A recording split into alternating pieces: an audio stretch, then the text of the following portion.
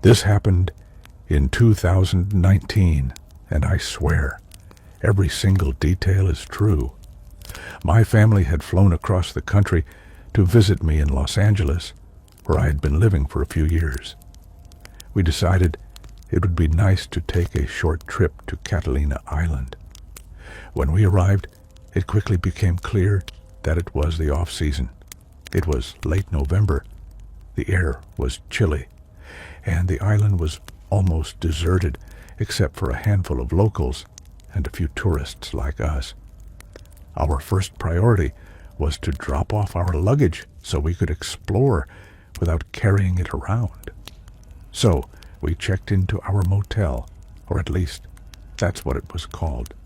Though motel hardly does it justice. I call it a motel because the doors to the rooms open directly to the outside.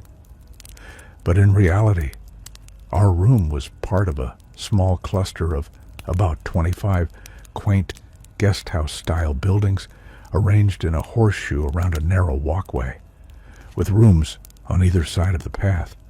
The entrance to the complex was essentially at one tip of the horseshoe.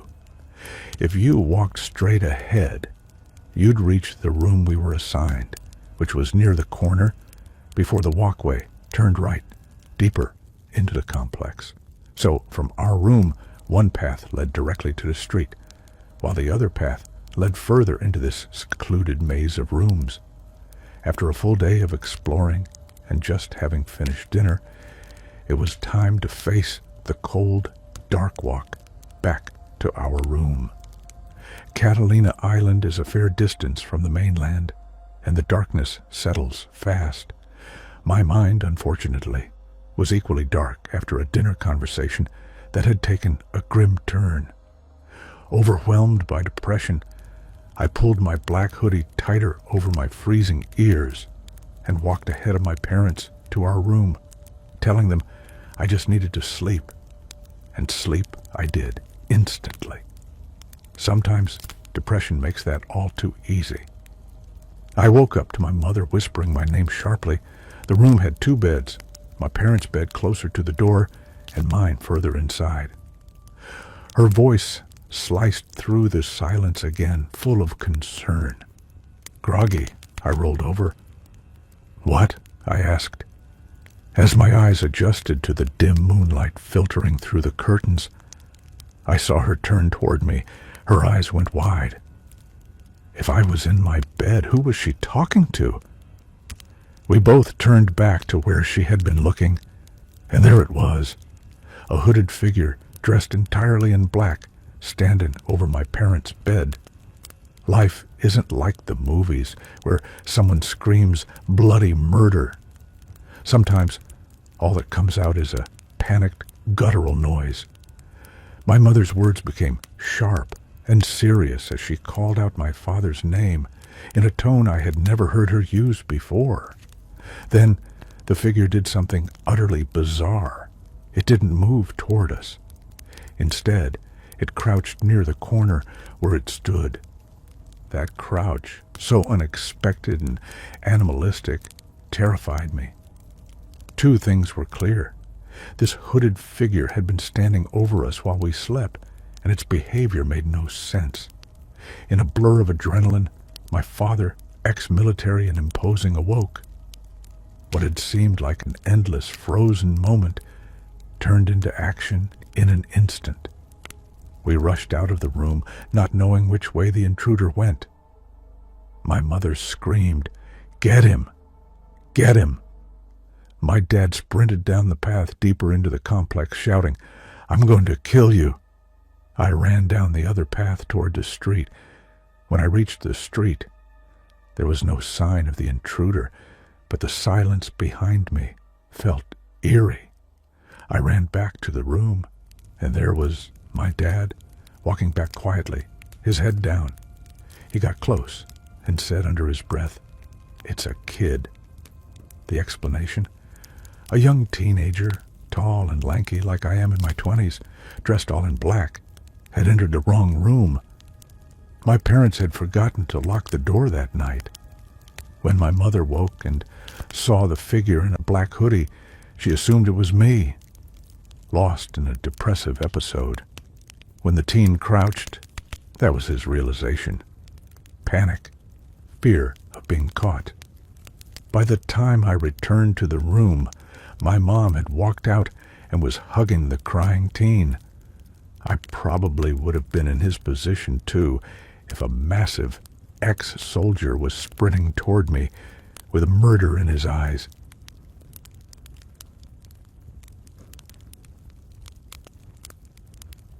This happened when I was 14, and my friend Mia and I were inseparable troublemakers.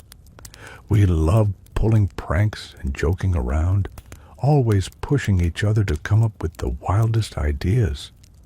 Nothing we did was ever seriously harmful, but we enjoyed getting a little rush from our antics.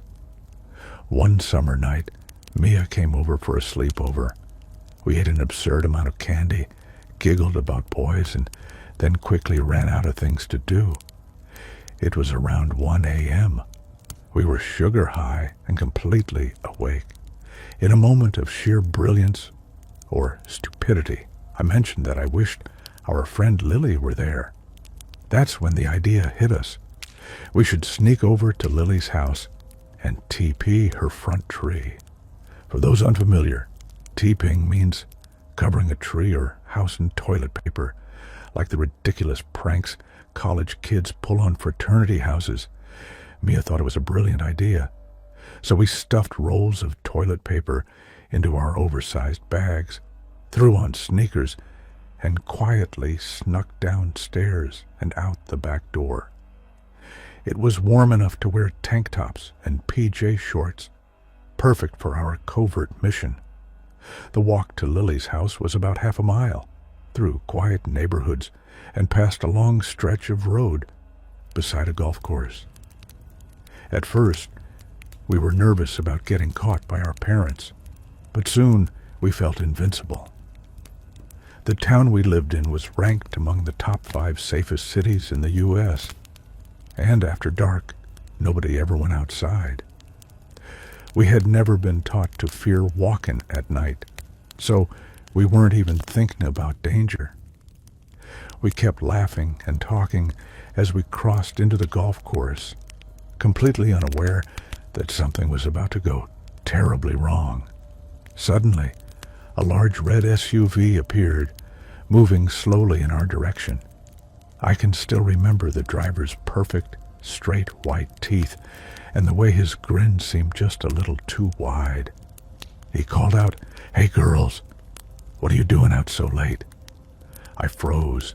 My heart was pounding. He leaned closer, his smile stretching unnaturally. "All by yourselves? That's dangerous, you know." His tone was off, chilling, yet oddly casual. Fear rippled through me for the first time that night.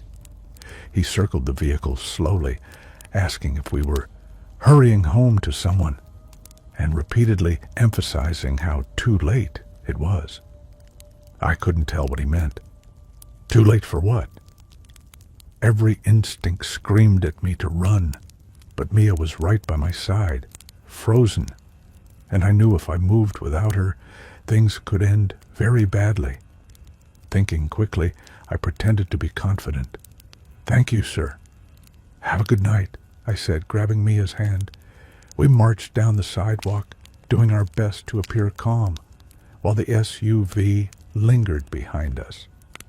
Then came the footsteps, the hollow, echoing clack-clack-clack of our shoes across the deserted sidewalk. My ears were straining for any sound. A car door opened. A man's voice called out. I refused to look back. We ran.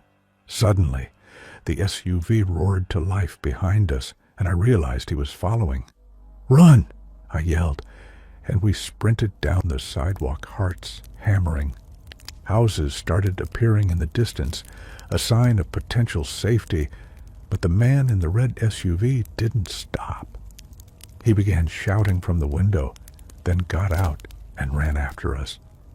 We rounded a corner, trapped in an unfamiliar neighborhood. Panic hit us, full force. I spotted a low fence surrounding one of the houses. Without saying a word, Mia and I leapt over it, landing in the backyard.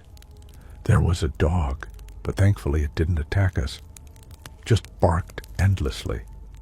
We scrambled over another fence into a neighboring yard and hid behind bushes in a small pool. From our hiding spot, we watched the SUV slowly drive by, searching. I realized then why he had initially driven off. He was giving us a head start, treating it like a game, a hunt. We stayed hidden until the early morning sun started to peek over the hills. Finally, around 6:30 a.m., we ran back to my house and collapsed in exhaustion. Once inside, I realized we still had all the toilet paper from our original plan in our bags. Without thinking, we decided to TP my own enormous maple tree. It was the perfect outlet to release the tension from the night, pretending we had just escaped a terrifying situation. We wrapped the tree completely in toilet paper, soaked it with the hose to make it heavier and more dramatic, and crept upstairs to collapse in our beds. About 30 minutes later, my mom burst in, furious. Someone had TP'd the house. That ended our sleep immediately, and I learned 2 lessons that day. Never TP your own house, and never walk anywhere at night without thinking about who might be watching.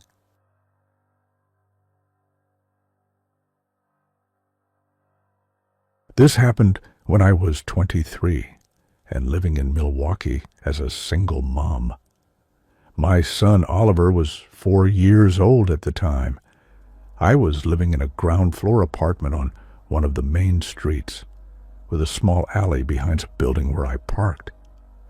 My front door faced the street, and I also had a side door leading to a narrow path between my apartment and the neighboring building. It was a warm Saturday afternoon.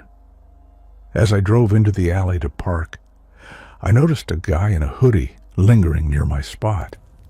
It was odd because it was warm outside, and there was no reason for him to have his hood up. I figured maybe he was one of the local kids just hanging around. I parked and grabbed Oliver, heading to the side door. The guy left as soon as I approached, so I didn't think much of it. Once inside, I started putting things away when the doorbell rang. Hesitant, I opened the door. The same guy was standing there, hoodie up, staring at me. He didn't say anything at first, just smiled. A smile that didn't feel friendly at all. I noticed another kid in a hoodie pacing behind him. My instincts screamed danger. "Is Daniel around?" he finally asked. I didn't know anyone named Daniel. I suggested he check next door, and he left. But the encounter had already set off alarm bells. Moments later, my boyfriend arrived. He parked his old Jeep out front. A few minutes after arriving, the Jeep was gone. Car theft was common in the area, but stealing it in broad daylight was bold even for this neighborhood. We called the police immediately, providing descriptions of the 2 hoodie kids. 2 days later, a detective called. They had found the Jeep, mostly undamaged, and wanted me to come downtown for a lineup. I agreed, curious and nervous. At the precinct, I waited in a dark room with 2 women, a woman in her 50s and a young woman in a wheelchair, her legs encased in a massive cast with metal rods sticking out. I was confused. The detectives explained the lineup would include 12 guys from the jail, split into 2 rounds. During the second lineup, I immediately recognized the guy who had knocked on my door. No gold grill this time, but it was him. Once the lineup was complete, the detectives explained everything. The men had stolen my boyfriend's Jeep. then driven to a quiet neighborhood and ambushed a young couple unloading groceries. They shot the woman in the leg and the man in the groin. The young woman in the wheelchair was the victim. The older woman was her mother, brought in to identify them. They had no motive beyond a gang initiation. They hadn't demanded anything. They hadn't stolen anything after shooting them. They simply attacked. The detectives believed I could have been the original target of opportunity. But the fact that Oliver was with me prevented the attack from continuing. My little boy had unknowingly saved our lives. Both perpetrators pled out to attempted murder charges in exchange for reduced sentences. They were teenagers being tried as adults. As an ironic twist, a few months later, my boyfriend's Jeep was stolen again from the same spot and eventually set on fire by the arson unit in a notoriously violent area. That incident convinced me it was time to move. Looking back, I realize how chaotic and dangerous life can be when you live in certain areas. Oliver's presence that day was the difference between life and death. I learned to trust my instincts and to always remain aware of my surroundings.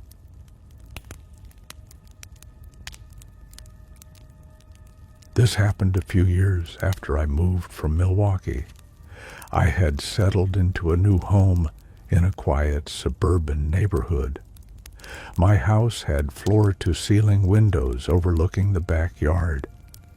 I rarely closed the curtains because the backyard was fully enclosed by tall fences and thick bushes, making it nearly impossible for anyone to see inside without trespassing. My dogs and cats loved the view too. A couple of weeks ago, I pulled into my driveway and saw a woman waiting for me. She introduced herself as a concerned neighbor, claiming she was worried about the children in the neighborhood.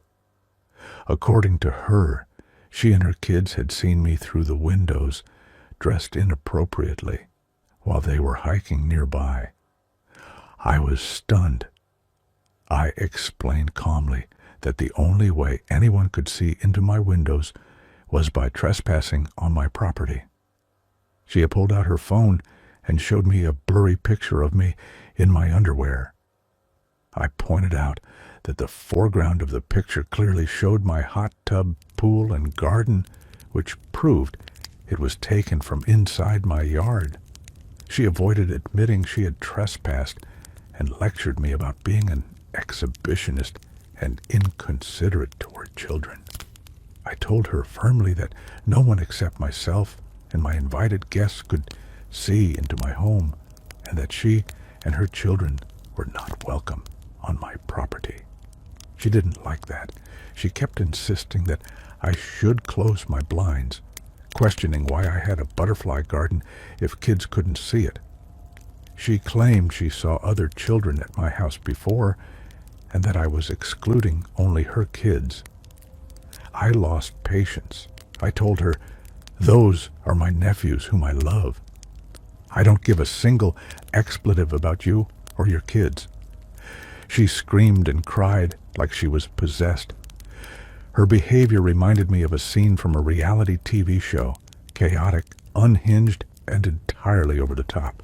I went inside thinking the ordeal was over, but she stayed outside, ranting for several minutes. She threatened to call the police, accusing me of being a pedophile and making death threats toward her family. A few days later, she returned with a police officer. She repeated her claims, insisting I had exposed myself and threatened her children. I calmly showed the officer my backyard and explained that the photos could only have been taken while trespassing. I even showed that the images were from multiple occasions, all clearly on my property. The officer began questioning her about trespassing and photographing me without consent. She ignored the questions, going into an incoherent tirade, claiming I was a prostitute, having men over, and that my appearance was suspicious. She ranted nonstop for at least 30 seconds while I and the officer just stared. Eventually, the officer persuaded her to hand over her phone and delete the pictures. The second condition, never stepping foot on my property again, was more difficult for her to accept. She kept deflecting, complaining about her husband and other children. Finally, the officer formally warned her that she was not allowed on my property, and she was escorted away, weeping dramatically. I thought that would be the end of it.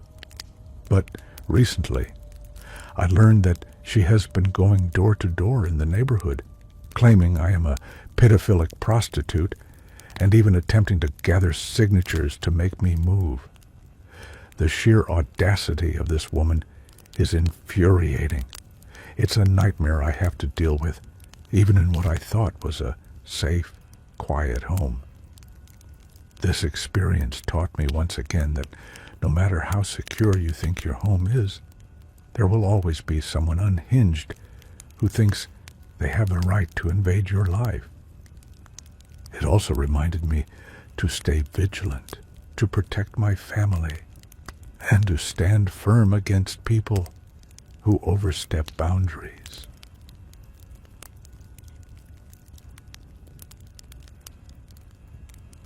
This happened when my son, Liam, was just 4 years old.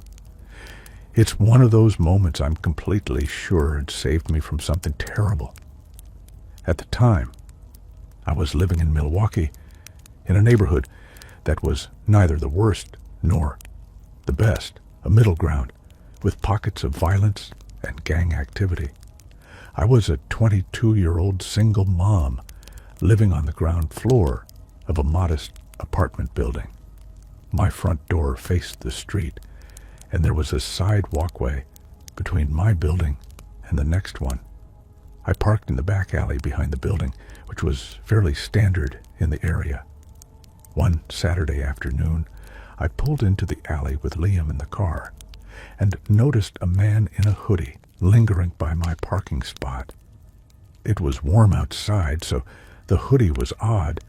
I didn't think much of it at first. People loitered in this neighborhood for various reasons.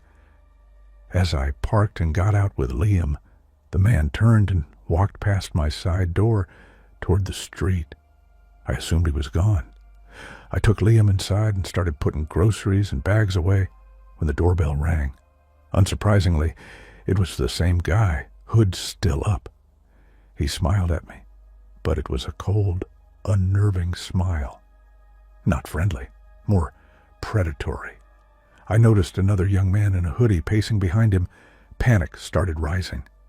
Liam peeked out from behind me, shy and cautious. The first guy looked at him, paused, then back at me, asking if Daniel was home. I had no idea who that was and pointed toward my neighbor's door, hoping he would leave. He did, and a second kid followed. Moments later, my boyfriend arrived. Shortly after, he went out to his car, and it was gone. The Jeep had been stolen in broad daylight. We called the police immediately and gave them a description of the two hoodie guys. 2 days later, I got a call from the downtown precinct. They had located the stolen Jeep, almost undamaged, except for the ignition. They wanted me to come in for a lineup. At the precinct, it was unusual. We waited in a dimly lit room with a woman in her 50s and another young woman in a wheelchair.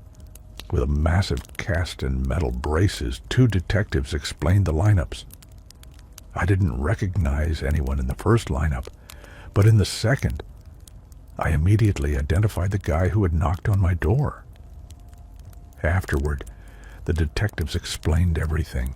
The guy I identified and his partner had stolen the Jeep, then gone to a quiet neighborhood where they ambushed a young couple unloading groceries.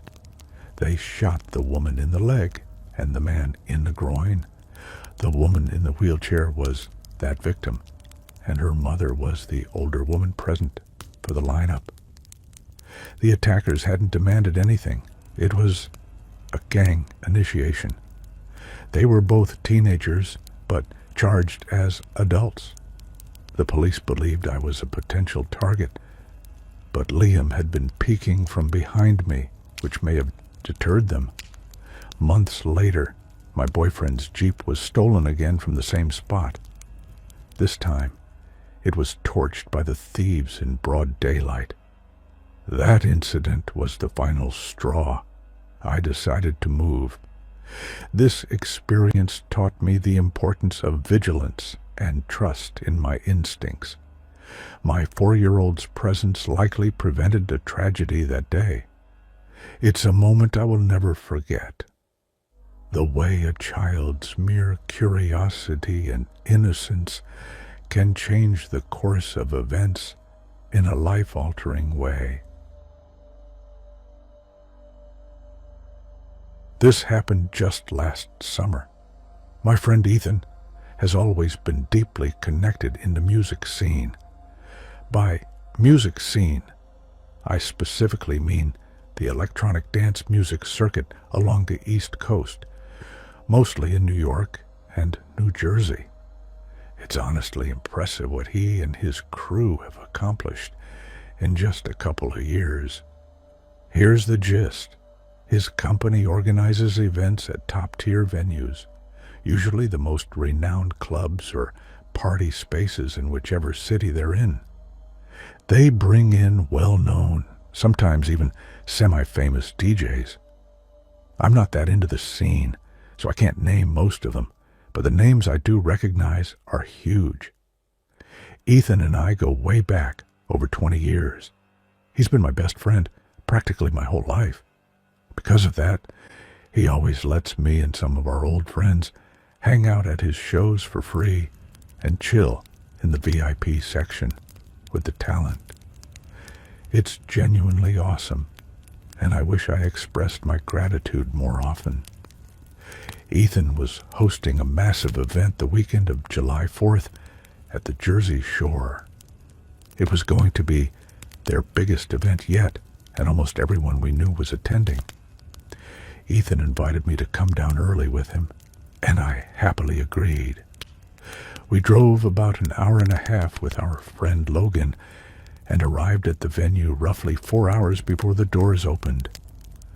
Logan and I didn't have much to do while Ethan and his team set up, so we started on some pre-event drinks. Ethan and his crew could drink as much as they wanted for free, courtesy of the venue, and Logan and I definitely took full advantage. By the time the first DJ started, we were more than a little buzzed. 4th of July weekend is a perfect excuse, right? Fast forward a few hours, and Logan and I were completely wasted. I honestly can't remember ever being that drunk before, not even close. And don't get me wrong, we're grown men. Handling alcohol isn't normally a problem. The issue wasn't throwing up or acting foolish. It was just our impulse control gone out the window. Regardless, we were having an incredible time, or at least I think we were. As the night wound down, it was time to figure out how we were getting home, or who we'd be going home with. Ethan had booked an Airbnb nearby and promised beds for both Logan and me, so that was sorted. But the second part, that was on my mind.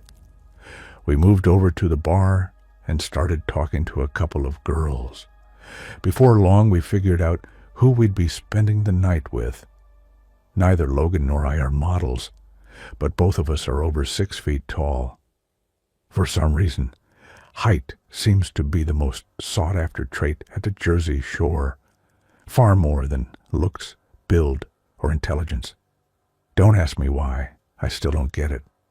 I'm probably going to mess up their names, but I believe they introduce themselves as Sophia and Camilla. From here, my memory gets fuzzy, so there may be gaps. As I recall, it was Camilla who suggested we leave and continue partying somewhere else, which Logan and I didn't argue with. Sophia handed us drinks, insisting we catch up before heading out, even though we'd probably already had enough alcohol to sink a small ship. The dynamic was unusual. Girls buying drinks for guys, but these girls were clearly wealthy, based on their outfits and demeanor. After finishing our drinks, we started walking toward the exit. Camilla suggested going back to her place, which was right on the beach and surprisingly close by. I was expecting to head to the Airbnb, but they insisted her beach house was far nicer. Fine by me. We didn't argue. Walking along the beach, we chatted constantly. They were smart, well-spoken, and far more engaging than anyone I'd met in a while. At one point, I felt embarrassed at how drunk I was because I couldn't articulate my thoughts properly and felt like an idiot. That's when something strange happened. I felt my body weaken like never before. My legs were flimsy, almost cardboard-like. Moving my arms, my mouth, even my eyes became difficult. And then my extremities felt numb for a moment. Then it passed, leaving me back in a more familiar drunken state. We reached the house, and it was insane. I probably exaggerated in my mind because of the alcohol, but it looked like a professional athlete's beach house. Inside, after removing our shoes, we stepped into a living room that was opulent, yet minimalist, decorated with sculptures on pedestals that somehow didn't feel cluttered. Before long, Logan and Camilla disappeared somewhere in the maze-like house, leaving me alone with Sophia. She leaned in to kiss me, and that's the last thing I remember before everything cuts out. Not the kiss itself, just the leaning in. When I came to, the sun was directly overhead, and I was lying in a random patch of bushes over an hour away from the event. Nothing was in my pockets, wallet, phone, and keys all gone, and I was wearing someone else's clothes. The only thing I still had was my shoes, which were wet and missing their laces. My head pounded, and everything felt disoriented, like waking from anesthesia. I didn't know how I got there, and the blankness terrified me. Not a blackout from drinking. I rarely black out. And even then, I usually remember fragments. Ryan experienced the exact same thing, which made it impossible to dismiss as coincidence. Eventually, I found a 7-Eleven a few hundred feet away and used the phone to call my sister. She gave me Logan's number. Soon after, Logan walked into the store. The same story. That confirmed something was seriously wrong. We called the police and recounted everything. They were initially attentive, but skeptical as we continued. They suggested we'd simply gotten too drunk, wandered off, and passed out. But our phones were found a few minutes away in a parking lot, confirming someone had moved them. Even after all this, there was no evidence of robbery. Cards were never used, though they had been in the girl's possession for hours. We never got an explanation for the blackout or why we ended up in another town wearing strangers' clothes. We tried retracing our steps to find Camilla's beach house, but the man who answered the door denied knowing her. That left us with nothing but unease. For a long time, I feared those girls were involved in something much larger, and we had narrowly escaped. Though why or how, I'll never know.